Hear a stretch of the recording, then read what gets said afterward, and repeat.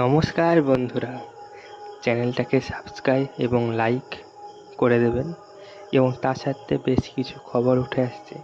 তার মধ্যে প্রথম খবর হচ্ছে অস্ট্রেলিয়া ওয়েস্ট ইন্ডিজকে হারিয়ে দিয়েছে। প্রথম যে হাফটা সেটা ভালোই খেলা হয়েছিল, হাড্ডাহাড্ডি, লেকিন স্টাবের হেড এর সহযোগিতায় ওয়েস্ট ইন্ডিজকে পরাজিত করে অস্ট্রেলিয়া। এবং এরপরে বেশ কিছু খবর রয়েছে। রোহিত শর্মা এবং বিরাট কোহলি ওডিআই বিশ্বকাপ 2027 খেলার জন্য পুরো কদমে জোরদার ফিট রাখার জন্য নিজেকে তৈরি করছে। কোহলি হয়তো খেলে যাবে এবং রোহিত শর্মাও খেলবে। এবং টেস্ট ক্রিকেট নিয়ে বেশ কিছু আপডেট রয়েছে।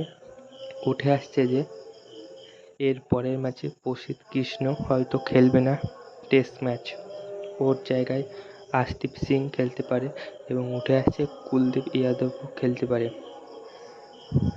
এছাড়াও বিরাট কোহলির সময় বেশ একটা উত্তেজনা ছিল, টেস্ট যে পারদ সেটা কমে আসছে। বিরাট কোহলি মানেই একটা উত্তেজনা, একটা আশঙ্কা, সেটা আসছে না। সেই জোশ, সেই যে পাওয়ার, সেটা আসছে না। সেটাকে আনতে হবে, এই তরুণদেরকে মধ্যে নিয়ে আনতেই হবে। এছাড়াও বেশ কিছু পরিবর্তন হয়েছে নিয়মে, সেই আপডেটগুলো রয়েছে। নিয়মে অনেক পরিবর্তন রয়েছে, সেটি টেস্ট, টি-20 এবং প্রতিটি ফরম্যাটেই বাধ্য।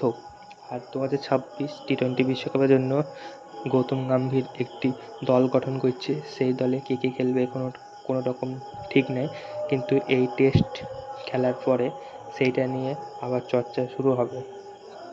নমস্কার বন্ধুরা, চ্যানেলটাকে গ্রো করার জন্য আপনাদের সহযোগিতা দরকার। নমস্কার।